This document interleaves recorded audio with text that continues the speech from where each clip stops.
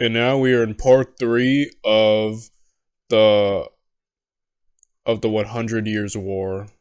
100 Years War, sorry. At a lavish royal banquet taking place in late May of 1357, Edward III of England was accompanied by two of the most prestigious dinner guests in medieval history. On one side of him sat the captured King of Scotland, David II, and on the other was France's Valois king, Jean II. These priceless hostages were being displayed purposefully as an indicator of just how far the English kingdom of only around 4 million people had come. It had defeated the flower of medieval Europe twice and was now in a position to win the war. Though chaos reigned in the now kingless France, and Edward III believed his complete victory to only be a matter of time, the old land of Charlemagne would start to recover under the capable rule of Charles V. Welcome to our video on the Caroline phase of the 100 Years' War. And if you're looking for more documentaries to when the Black Prince removed his royal... Okay, so the French, I'm getting from the title and that intro that the French are about to have a great comeback. I don't know how, I don't know how not capturing their king didn't already end all this. But, yeah, that's just insane to me. And now I don't know how France is gonna rebound, dude. It's gonna be insane if they do.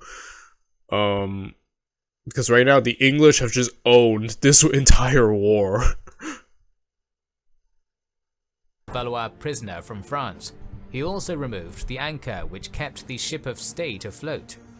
As military historian John Corrigan stated in his book A Great and Glorious Adventure, France was effectively in a state of civil war. The 3 years following Poitiers were some of the worst in French history.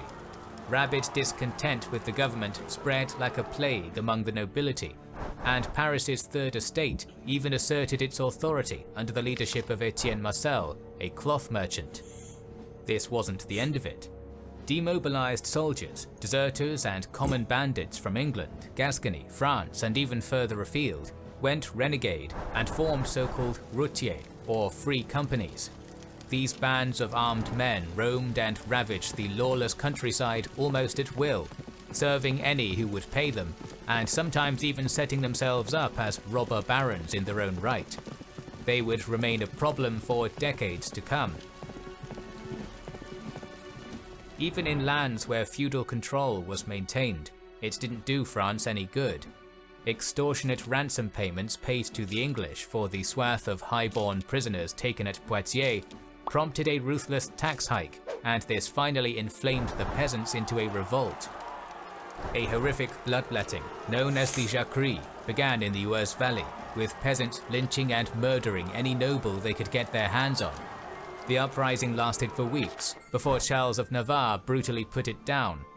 Threatened by another large assault by Edward III, the beleaguered Dauphin signed the Treaty of Bretigny in October 1360, giving the Plantagenets all of Aquitaine, Ponthieu and Calais in return for the English king's renunciation of his own claim to the French throne, in addition to a £600,000 ransom for Jean's return.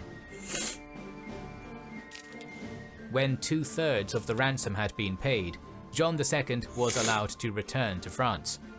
However, one of his imprisoned sons escaped contrary to the agreement, which prompted the French king to voluntarily return to Edward's captivity in exchange for the younger Valois. He finally died there in 1364 and was succeeded as king by Charles V, whose accession was accompanied by a defeat in Brittany at Auray, which ended the succession war there. To deal with the rampaging Routiers and secure Castile as an ally in one move, the new king gathered a large force of Routiers under a Breton called Bertrand de Guesclin, and sent them to install a friendly contender on the Castilian throne in 1365, Henry of Trastamara. The deposed king, Pedro the Cruel, went to the Black Prince, who was now Duke of Aquitaine, for help. Realizing the strategic benefit of having a friendly monarch in Castile, the French gathered an army and marched against Henry, defeating him at Nájera in 1367 and putting Pedro back on the throne. Unfortunately for him, This reign only lasted 2 more years, before Henry assassinated his rival and took the crown once again. A Francophile was now firmly on Castile's throne. By the time Edward returned to Something I've really liked about this war is that while it is between England and France, they're having like proxy wars all over the place, like here, there. It's like, I don't know why, it's just kind of like the larger effect it's taken, you know, and yeah. Bordeaux in the late 1360s, he was growing ill from a disease contracted in Spain, and his direct rule in Aquitaine was creating discontent among long-time English subjects, not only the lands gained at Brittany. To pay for his military campaigns and the court of Bordeaux, Aquitaine's overlord had been imposing harsh taxes for years, but when he declared yet another feuage or hearth tax in 1368, some of the highest feudal lords in the realm revolted, petitioning Charles V for assistance. It was the chance he had been waiting for.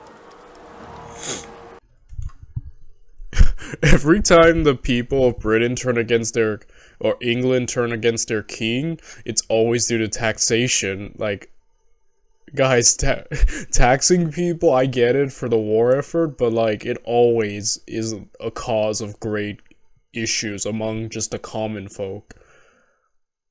Yeah. No taxation without representation, you know. I'm sorry. I love we can just make history jokes now.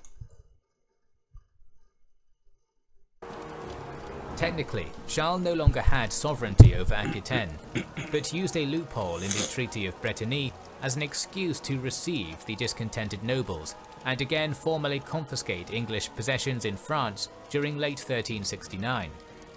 Despite attempted peace overtures by Edward III, Charles V was eager for revenge, and the war was back on. The French attacked immediately, seizing the thinly defended counties of Ponthieu and Rouergue with new tactics. Smaller mobile contingents of soldiers replaced the large massed armies which had been defeated at Crécy and Poitiers. Charles V also commanded that his generals refuse battle with the English, wary of some large massed armies which had been smaller mobile contingents of soldiers replaced the large massed armies and Rouergue.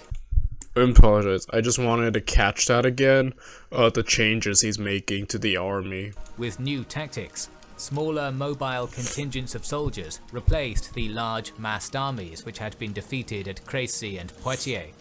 Charles V also commanded that his generals refuse battle with the English, wary of suffering the bitter defeats of the 1340s and 1350s again. As Aquitaine's unwieldy new borders were being attacked, Edward III's son, John of Gaunt, launched a limited chevauchée in Normandy before withdrawing back to Calais not long after.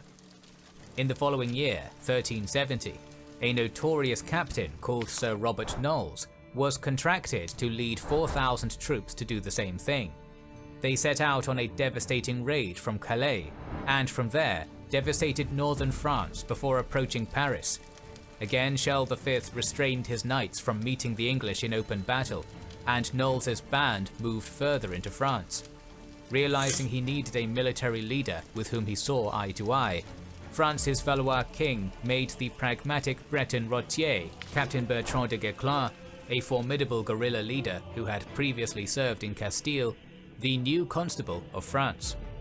This new commander quickly made a base at Caen and raised a force to meet Knowles's 4,000 before marching after the English.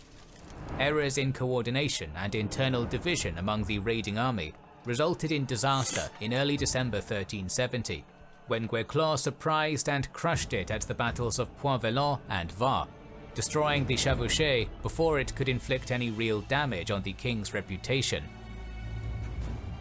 In the south, French forces under Charles V. Dang. Okay, so I was trying to grasp on what he's doing. So instead of the large fielded armies of before, Charles has essentially created smaller, more mobile units, Um, yeah, okay, I like that.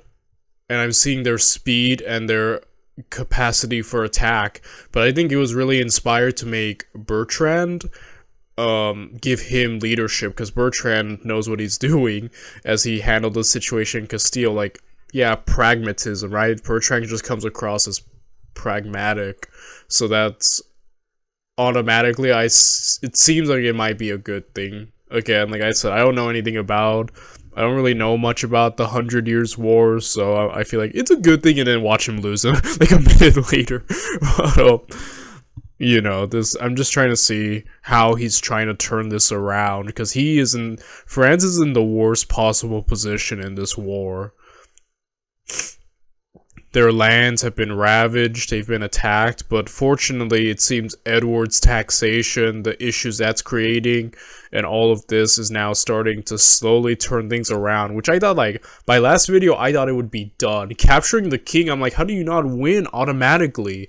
But seeing, this thing is taking twists and turns that I never thought we'd be on, and I'm loving it right now.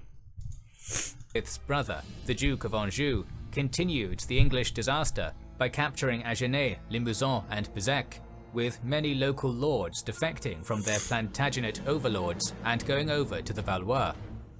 The now ailing Black Prince was livid about the treachery of his lords, and reacted violently when the Bishop of Limoges, his own son's godfather, betrayed the town to the French. He marched there, stormed into the city, and brutally sacked it against all chivalric conventions, supposedly not even sparing women and children who begged at his feet. Sickly and demoralized by the death of his eldest son, the Black Prince went home to England in 1371, a tired man, leaving John of Gaunt in charge of Aquitaine.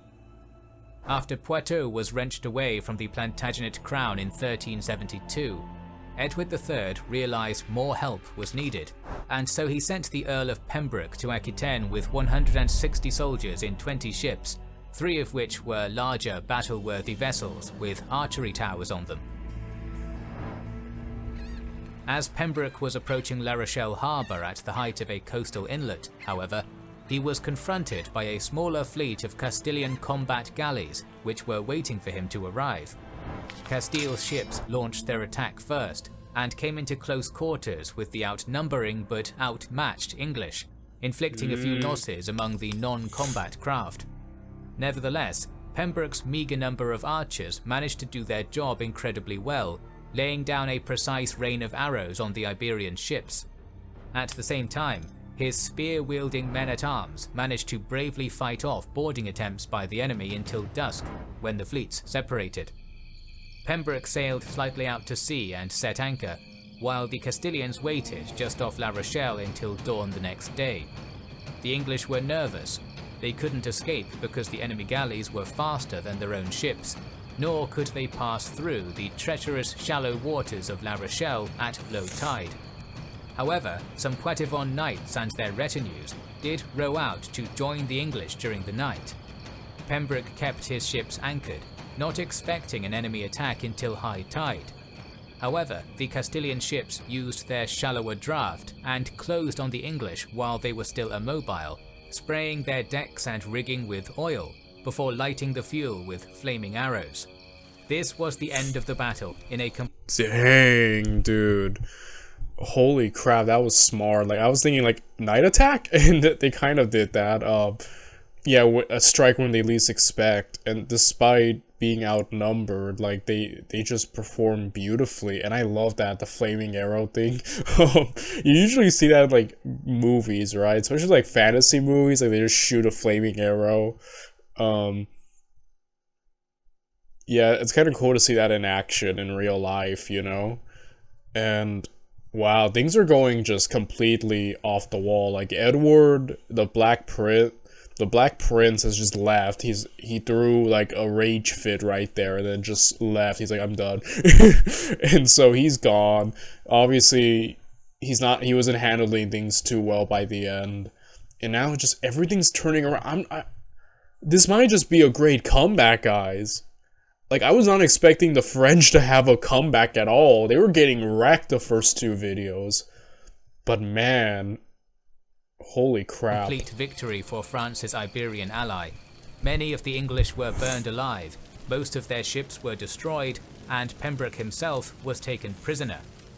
English naval superiority, established at Sluys in 1340, met its end at La Rochelle, and a planned expedition by Edward III himself was cancelled. The next year, John of Gaunt led around 10,000 men out from Calais on the so-called Great Chevauchée, laying waste to a massive swath of land on his march all the way to Bordeaux. Nevertheless, the French did not engage the English in pitched battle, instead harassing John's vulnerable supply lines and picking off any stragglers or raiding columns which strayed too far. This effectively limited the damage, and even though the Chevauchée pulled Valois soldiers away from Aquitaine, by the close of 1373, almost all of the province was under French control. English territory in France had been reduced to its pre-war levels once again. Rather than covering each small... Oh my goodness. The comeback. And I love this new strategy. Like we established earlier, Charles made smaller units and encouraged them not to fight, to give pitched battles, and that's working beautifully because now they're actually working around the English who were just dominating pitched battles. This is insane. Like, this is a great comeback. One of the best comebacks in history. Like, this series is taking turns I was not prepared for, and I'm loving it. Scale military action over the next decade. We'll cover the crucial dynastic politics which begins to affect the course of the war from this point on. In the June of both 1376 and 1377, England suffered a great loss. The bedridden Black Prince, formerly the great model of medieval chivalry, succumbed first, followed the year after by his legendary father Edward III, who perished after a reign of half a century, widely viewed as a golden age for the Kingdom of England. His successor was Richard II, second son of the Black Prince. Since he was still a minor, however, true authority would be wielded by a regency council until the king came of age. Only days after Richard II's coronation, the boy king's realm was beset by a series of lightning ship-borne raids on its channel ports. You know, that's probably the biggest loss of England right there. Losing Edward III and then his son, the Black Prince, that is a big loss because those two were doing, especially Edward III, was kind of like the heart of England at this point and like responsible for a lot of its great successes in the war. Losing him and then losing the Black Prince right there, that's already like a huge loss. Like Richard, I don't know what Richard is capable of or what he's made of, but you need like a strong follow-up to Edward III, and I'm getting the impression, again, it's only been like a few seconds, but I'm getting the impression he's not that strong follow-up that England really needs right now. Again, I could be wrong, From though. Rye in the east to Plymouth in the west, the French pirates, led by a talented knight and admiral called John de Vienne, used their dominance of the sea to viciously plunder and loot. France's political situation also changed when in mid-September 1380, Charles V the Wise, France's Valois monarch who had held his kingdom together in its darkest hour and doggedly led the reconquest of Aquitaine, died of an illness. He left the crown to the 11-year-old Charles VI, also a minor. This situation gave... Oh my goodness, like Charles was kind of already responsible for a lot of France's gains, and now he's lost, and now we have another minor, a child. Oh my goodness, this situation's bad. Like, some of the better-minded kings who were responsible for the success of their nations are dead now, being followed by minors who I'm getting the impression won't be the greatest. Again, I could be completely wrong. For all I know, this Charles might just be an ultimate Giga Chad right now, but the situation doesn't look good right now. The king's four uncles, the so-called Princes of Blood, an opportunity to form a regency council as well, the Dukes of Anjou, Berry, Bourbon, and Burgundy. The Duke of Burgundy, Philippe the Bold, was the younger son who was captured with John II at Poitiers in 1356, and his dynasty would bring Burgundy to power in the 15th century. Unfortunately for France, the regency also gave the dukes an opportunity to exploit their positions to gain more power, and they squandered the carefully maintained treasury of Charles V. The political situation had changed again in both kingdoms by the late 1380s, as both kings asserted their independent rule. In France, Charles VI embarked on a personal rule, dismissing the Valois magnates from his council in November of 1388, and replacing them with a group of his father's old advisors, known as the Marmosets. His rule started well, and the people began to call their king the Beloved. But on the other side of the English Channel, Richard II's reign descended into a tyranny throughout the last decade. Okay, so I like what you just did, Charles. You got rid of your corrupt, what he said, uncles, replacing them with your father's old advisors. Being beloved is a good thing by your people, and he seems like he's young, but now it seems like maybe he has the potential to be great, you know? But here, though, it's kind of just cool that this kind of succession issue started exactly at the same time, almost the same time, with two minors taking the throne, and now we're seeing what they have to prove themselves now. So, I don't know about you, Richard, like, Charles seems to, he's going the right direction. Seems like tyranny's not a good thing right now, Richard. Of the 14th century. While the king managed to forge a 28-year truce with the French, his internal problems began to get worse. This all came to a climax when John of Gaunt's son, Henry Bolingbroke, was cast out of England for 10 years as a political threat. The former didn't react to his son's exile, but when Gaunt died in 1399, and Richard II both extended his banishment to life and confiscated his vast Duchy of Lancaster, the Rubicon had been crossed. Henry Bolingbroke returned and landed at the Humber estuary in June, and almost immediately most of Richard's nobles deserted him, unnerved by the king's actions. Richard, who had travelled to Ireland to put down a rebellion there, was deposed and died a few months later in prison, while the House of Lancaster became the Royal House of England when its usurping patriarch came to the throne as Henry IV. The House of Lancaster, a name that I've heard plenty about. Dang, Richard, you handled that awfully. Like I said, now just like so many kings are coming and going, it's like the situations keeps jumping all over the place, man. I'm really loving this series right now. I just love that I don't know what the heck is going on. And like, it's just like constant plot twists left and right. Someone should make a show about this. This is amazing. What the heck? As the 15th century approached, it seemed as though internal strife in England and wise rule in France would set the tone for another generation. However, a single figure would turn that state of affairs on its head and reignite the English war effort, Henry V. Our story of the 100 Years' War will continue soon. And I'm about to jump to the next part, guys. I'm really invested in this series. I'm binge watching it all in one day. We have 4 more parts. Let's jump to part 4 now. I'll see you tomorrow.